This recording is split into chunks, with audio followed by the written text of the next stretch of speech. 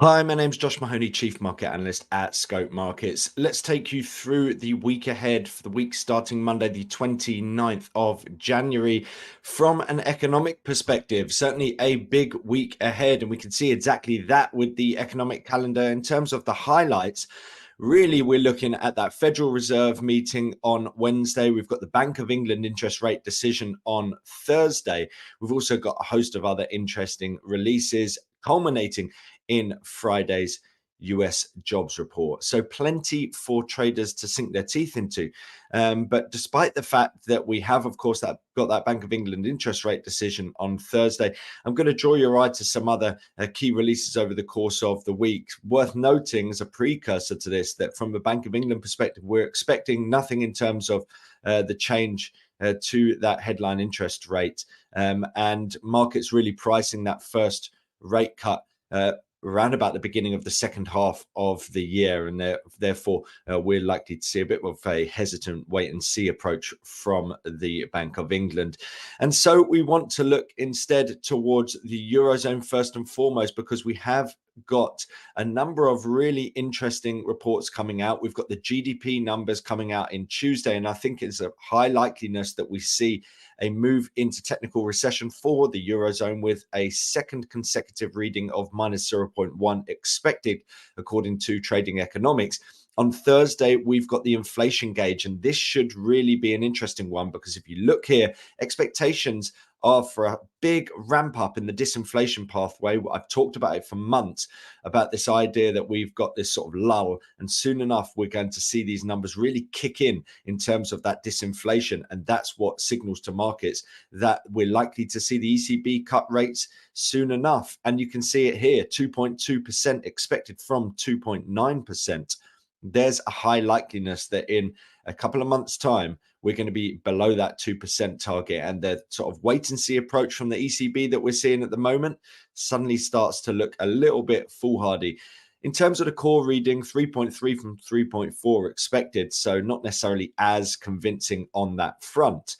But certainly, if you're looking from the perspective of that headline reading, there's plenty to feel positive about on that front. Let's just look in terms of the DAX, and we have seen, of course, a raft of really contrasting data points coming out of Germany recently. Strong manufacturing PMI, but then we saw the IFO and the GfK surveys coming out with a less than convincing outlook. Nonetheless, we're seeing the DAX pushing upwards through 169.42 resistance.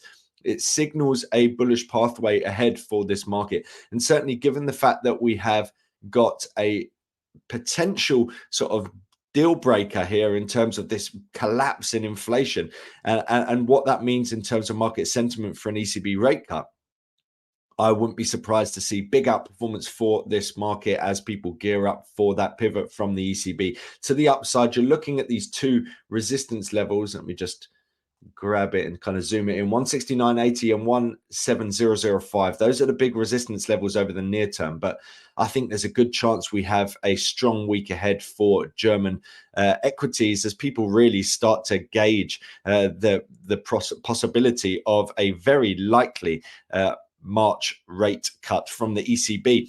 Then looking over to the US, of course, we've got that Federal Reserve interest rate decision on the 31st, which is the Wednesday. No change there expected. But at the moment, markets are pricing a 50% chance, essentially, that we're going to see a rate cut in March. I think that is highly unlikely. The economy is strong. The inflation reading is unlikely to breach that 2% level within the first half of this year. I just don't see the reasoning for it. And therefore, we'll be looking for this decision as a potential source of concern for markets, where we're essentially going to see Jay Powell pushing back on some of those expectations, I would expect. Friday, we also see another idea of exactly how the economy is faring, because we see the jobs report. There's always expected to be volatility around about this release. But this time around, okay, 175 expected. Unless we see something really dramatic, then the economy continues to hold up well. We've seen it from a number of different readings, most recently the GDP number, and the inflation rate is stubbornly high, and I think going to move very slowly back down to target. We're starting to see energy prices rise. I think there's a good chance that we see a little bit of a hawkish tone from the likes of Jay Powell. In terms of the S&P 500, this has been rather sort of strong coming into earnings season. We've seen a push higher over the course of the past week, but slowing down from what preceded it. But certainly earnings season has been a key driver. And this comes into a week where we're seeing 5 of the so-called Magnificent 7 reporting. So arguably that could be as important, if not more, for the trajectory of this market compared to the likes of the jobs report. But nonetheless, it will be an interesting one, because if we see continued strength from that perspective, then the idea that we're going to see a rate cut in March just seems a little bit silly for me. So yes, further upside is likely, certainly if we see strong earnings coming out of the likes of Microsoft, Apple, Meta, Google, all that are reporting next week. And that could look for another push higher following this sort of symmetrical triangle formation. But I think there's a good chance we do see a bit of a pushback on those monetary policy expectations that are currently a little bit too optimistic, if you ask me. And then finally, looking over to Australia, I wanted to sort of tie up Australia and China. Of course, we have been hearing a talk of some seriously big stimulus measures over in China, 2 trillion yuan. And certainly, if we're looking in terms of the outlook for the Australian economy, we're really going to be reliant on what's happening in China. If China is stimulating their economy, then that's a good thing. And at the same time, we're seeing this inflation rate figure forecast to collapse, 5.4 to 4.3, of course, still way away from target. But certainly keep an eye out for that Q4 figure. Remember, this is a quarterly figure, so that's the fourth quarter. We've also got that monthly reading, which is at 4.3 and expected to stay at 4.3. If we see things looking a little bit more optimistic on the Chinese front, and if at the same time we see that monthly indicator just staying around that 4.3%, then arguably it points towards the need for a cautious and hesitant approach from the RBA. And that could be a reason for optimism for the Australian dollar, especially if we see further upside for Chinese stocks and optimism for the likes of the Chinese economy. Certainly, if we're looking at the Australian dollar, I've got it against the greenback here. This is a bit of a difficult one, because ultimately the greenback is really a signal in terms of risk on, risk off sentiment. But nonetheless, so is the Australian dollar. And certainly you would expect to see the possibility of strength if we're seeing people feeling optimistic around the economic outlook. In terms of trendline resistance, I'm just seeing here, we don't necessarily have a great one to really hold on our hats to, but from a wider perspective, we can see this weekly downtrend in play. So are we going to see further downside playing out? Well, certainly as things stand, we're sort of trying to rebound a little bit from this key support level here of 6525.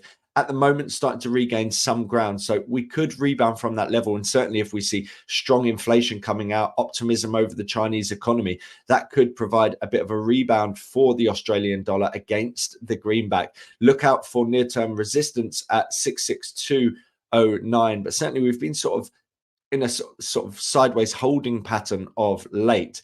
And therefore, we'd really need to see a breakout through these resistance levels to start to gather some sort of momentum. So keep an eye out for these Chinese data points and the Australian numbers, because I think there's a good chance that now that we've respected this key support level, that we do regain some ground. And we potentially see, if we see the lights of the eurozone looking towards a potential swift return and pivot to easing, and the potential for higher for longer approach from the RBA, we could also see the potential for downside for the likes of, say, Euro, Aussie and alike. So this is another key market to be looking out for the week ahead.